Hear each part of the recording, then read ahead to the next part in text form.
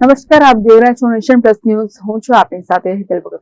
છોટાઉદેપુર નગરમાં આવેલ તાલુકા શાળા નંબર 1 ખાતે જિલ્લા પંચાયત છોટાઉદેપુર અને જિલ્લા શિક્ષણ સમિતિ દ્વારા વિદ્યા સહાયક ભરતી ધોરણ 1 થી 5 ગુજરાતી માધ્યમ વર્ષ 2024 નો સ્થળ પસંદગી કેમ્પ યોજાયો હતો. છોટાઉદેપુર નગરમાં આવેલ તાલુકા શાળા નંબર 1 ખાતે જિલ્લા પંચાયત છોટાઉદેપુર અને જિલ્લા શિક્ષણ સમિતિ દ્વારા વિદ્યા સહાયક ભરતી ધોરણ 1 થી 5 માં ગુજરાતી માધ્યમ વર્ષ 2024 નો સ્થળ પસંદગી કેમ્પ યોજાયો હતો.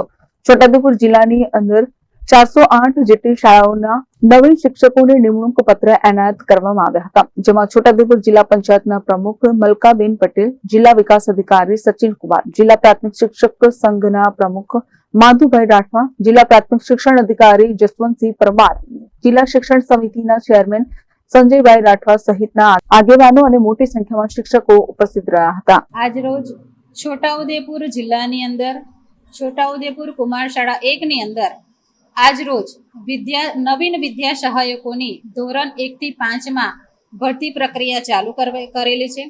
આજે તમામ લોકો અહીંથી જુદા જુદા જિલ્લામાંથી આવેલા છે અને તમામ જે શિક્ષકોને આજે નિમણૂક પત્ર આપવાના છે એ તમામની અંદર ખૂબ જ ખુશીનો માહોલ જોવા મળી રહ્યો છે. છોટાઉદેપુર જિલ્લાની અંદર 408 જેટલી શાળાઓની અંદર નવીન શિક્ષકોને નિમણૂક પત્ર આજરોજ અહીંથી વિતરણ કરવામાં આવેલા છે. એટલે તમામ શિક્ષક મિત્રોને હું ખૂબ ખૂબ શુભેચ્છાઓ પાઠવું છું.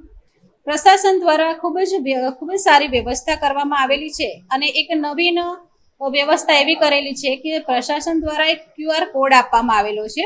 આ QR કોડના માધ્યમથી જે કેન્ડિડેટ અહીં આવેલા છે એ તમામ પોતાના ફોનની અંદર જ કેટલી જગ્યાઓ ભરાઈ છે, કેટલી જગ્યાઓ ખાલી છે એ QR કોડના માધ્યમથી જાણી શકે છે.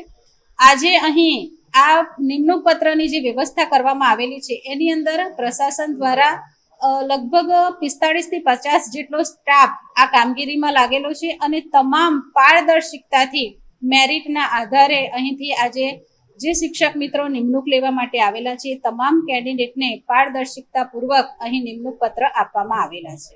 Rehan Patel, nation plus news, Chhota Udepur.